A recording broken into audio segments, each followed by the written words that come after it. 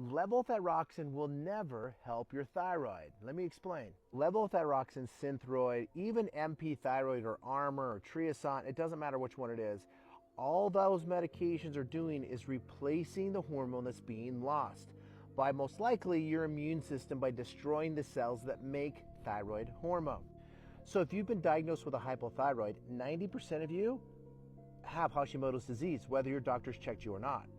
And what's happening, your immune system is destroying those cells. So over time, the immune system will destroy enough cells that the body can't keep up with the demand, and now you need thyroid hormone to replace what you're not producing. And remember, these medications are not immune system medications.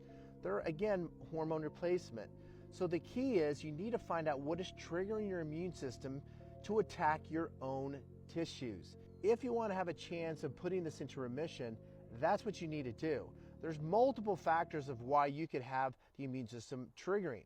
Here's a couple top ones that you should look into. Food sensitivities, leaky gut, any kind of gut issue, blood sugar problems like keeping your blood sugar 85 to 110 all day long, environmental toxicities, right? Toxins that will get you, mercury fillings, silver fillings, get those things removed, hormone imbalances. That's just to name a couple.